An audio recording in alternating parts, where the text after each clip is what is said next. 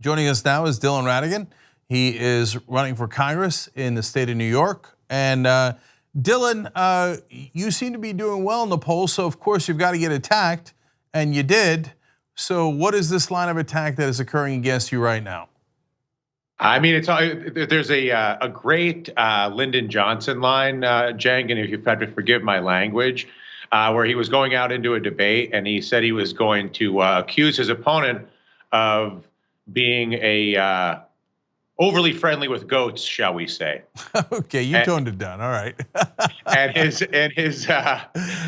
campaign advisor said, well, "Why are you going to suggest that he's such a friendly man when it comes to the goats?" And you know he's not that friendly with goats. And he said, because if I accuse him of being a friend of the goat, he'll have to spend his whole time explaining why he's not the friend of the goat. And sort of that was pretty elegant, right? Did you like that? Yeah, I like the way that you made that kid friendly. Not on a goat, not on a boat. Unfortunately, so in our instance, the easy target is to suggest any association with President Trump. And the truth is, as you well know, I have been a long advocate of reform in this country across the board, and I've actually complimented President Trump for his ability to identify problems. I could not more wholeheartedly disagree with him on his solutions, but we do need improvement in healthcare. It should be Medicare for all. We do need better immigration policy. We should not be capturing and losing children while people have to live in hiding and can't get guest worker visas. So the subjects that he'd like to talk about are actually valid. But there's a certain level of entertainment that we all had when we saw the accusation for me of being a friend of a goat is to be a friend of Donald Trump, which in the Democratic primary may be worse than being a friend of a goat. Yeah. So this came about on the news in your district because you were at an event and you were talking to 4 people. Do I understand it right that all 4 are supporters of your opponent? That's correct. Yeah. And so they came out and said that you were friendly with Trump because they kept pressing you on Hillary Clinton versus Donald Trump. You kept saying Bernie Sanders. Apparently, that was not the correct answer. And then in all sincerity, I mean, just to be fully transparent with you, Cenk, and everybody else, I made a bad joke at the end out of frustration. I said, well, listen, you're going to force me, you know what? I'll vote for Donald Trump, which was a stupid thing for me to say. But more interestingly, I just think that the idea of latching on to something that somebody didn't actually do, right? Like there was no vote for Donald Trump in my case, or whatever. Whatever this is, whatever the goat is, doesn't matter. Donald Trump's the goat on this one. But the idea that candidates have decided that they cannot run on the merits of their own candidacy, and they can't even offer criticism of their opponents based on valid criticisms of their opponents, but instead have to traffic in fantastical associations that are sort of easy currency for character assassination. This is the very broken political system that I was interested in, still am interested in running to reform, Cenk. I mean, the reason we have the Congress we have in part is because we have a Congress that rewards the people that are best at character assassination. And when you have people that are really good character assassins, that helps them to advance their political agenda, and it comes at the expense of the United States. And in my case, it comes at the expense of the voters of upstate New York, where we've got the highest unemployment in the entire Northeast.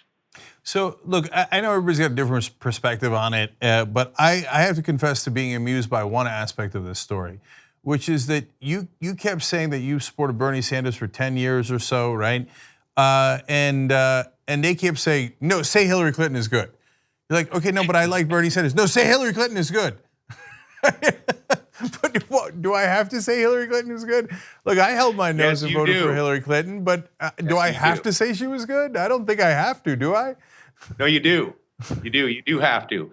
Anyway, I mean, listen, this is obviously good for a chuckle. It's a great insight. I mean, this entire process, Cenk, I mean, we haven't even gotten into the fundraising aspect. I mean, listen, it's one thing until you've actually done something, I don't think you can really comprehend just how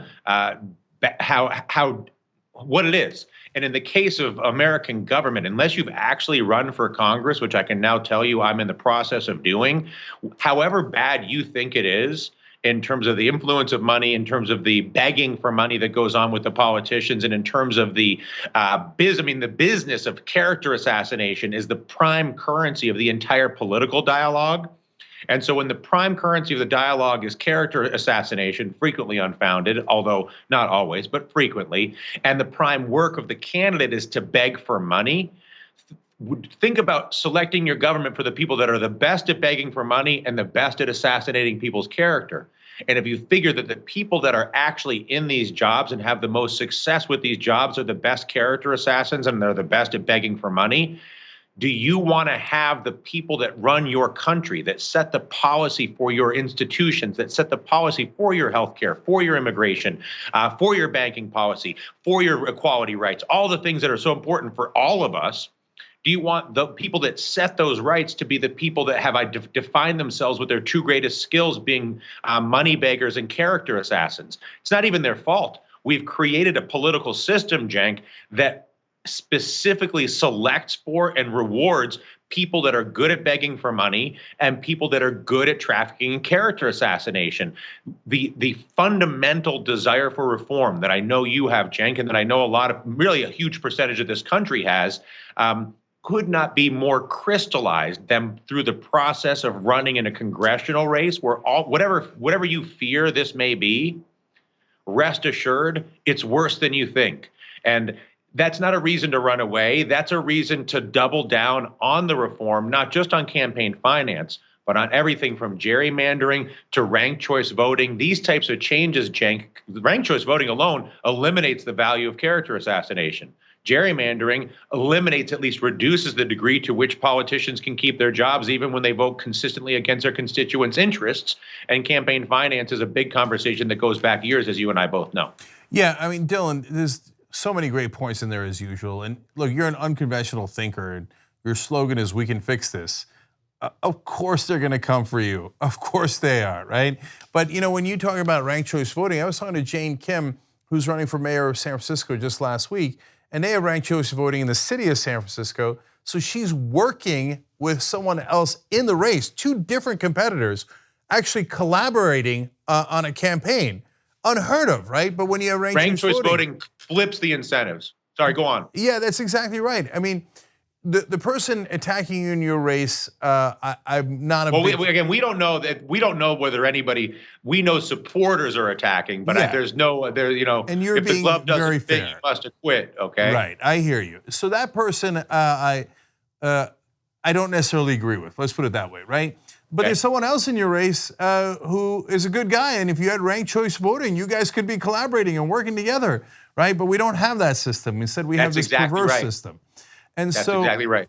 And so now let's talk about that, though. You're in the heart of the race. When you say begging for money, what does that mean? What do people ask you to do as a candidate? Literally imagine. So your job, Cenk, you host these shows and then you help manage and drive the business at TYT.